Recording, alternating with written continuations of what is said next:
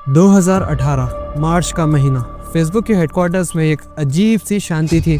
17 मार्च 2018 को the guardian और the New York times में एक ही साथ एक ही स्टोरी पब्लिश होती है। Cambridge Analytica harvested data from millions of Facebook users.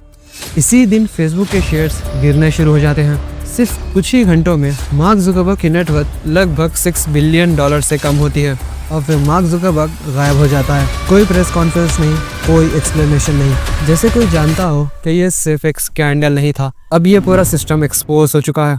लेकिन इस कहानी को समझने के लिए हमें 2018 से काफी पीछे जाना पड़ेगा।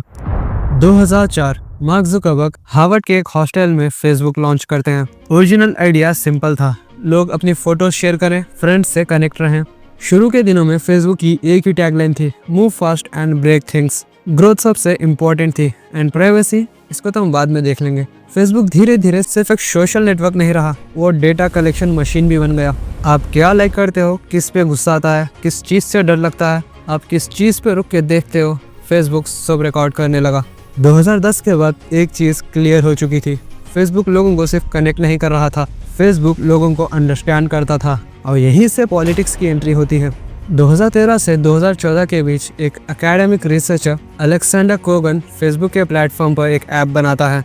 ऐप का नाम था this is your digital life. ये एक पर्सनालिटी टेस्ट था, बिल्कुल हार्मलेस लगता था। सिर्फ 2-3 लाख लोगों ने ऐप को डाउनलोड किया, पर फेसबुक के उस वक्त के रूल्स के हिसाब से ऐप सिर्फ यूजर का डेटा नहीं लेता, बल्कि उसके फ्रेंड्स का डेटा भी ले सकता था। एंड रिजल्ट, लगभग 87 मिलियन फेसबुक प्रोफाइल्स का डेटा साइलेंटली कलेक्ट हो चुका था। नाम, likes, social connections, behaviour patterns, ये सारा डेटा कलेक्ट हो चुका था और किसी को पता भी नहीं चला।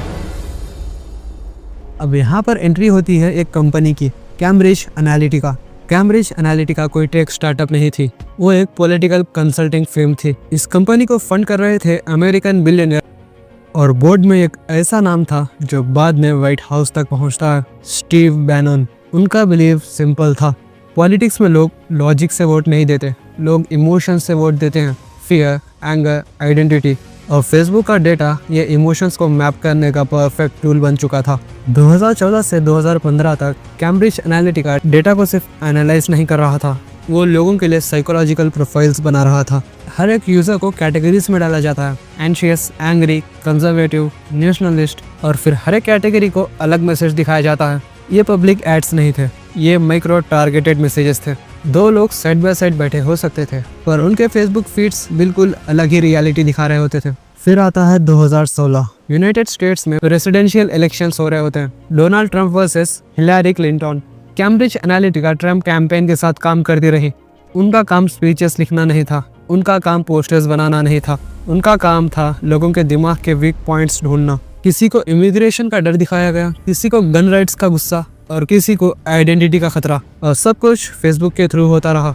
और इसी साल यूके में ब्रेक्सिट रेफरेंडम होता है। Same techniques, same data logic, same manipulation. और यहाँ सबसे इम्पोर्टेंट बात आती है, फेसबुक को पता था। इंटरनल ईमेल के हिसाब से फेसबुक को 2015 में ही पता चल गया था कि डेटा मिसयूज हो रहा है, पर फेसबुक ने यूजर्स को वार्न नहीं किया, ना अथॉरिटीज को अलर्ट किया और ना ही सिस्टम को तुरंत फिक्स करने की कोशिश की।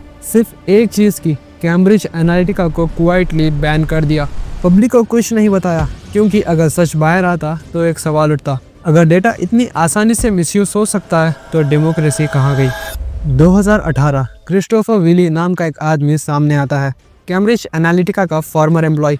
विली विसल ब्लोअर बन जाता है, वो डॉक्यूमेंट्स दिखाता है, ईमेल्स दिखाता है, मीटिंग्स एक्सप्लेन करता है, और दुनिया को पता चलता है कि इलेक्शंस सिर्फ इन्फ्लुएंस नहीं हुए, वो एक्सपेरिमेंट बन गए थे। इस स्कैंडल के बाद फेसबुक पर हियरिंग्स होती हैं, जुकरबर्ग यूएस कांग्रेस के सामने बैठता है, सॉरी के स्टेटमेंट्स आते हैं, प्राइवेसी पॉलिसीज अपडेट होती हैं।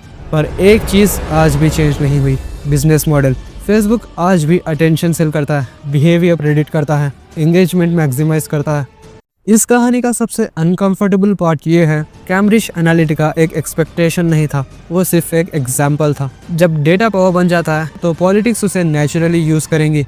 सवाल ये नहीं है कि फेसबुक ने ये होने दिया या नहीं, सवाल ये है अगर लोगों के डिसीजंस उन्हें बिना पता चले शेप किए जा सकते हैं तो डेमोक्रेसी का मतलब क्या रह जाता है।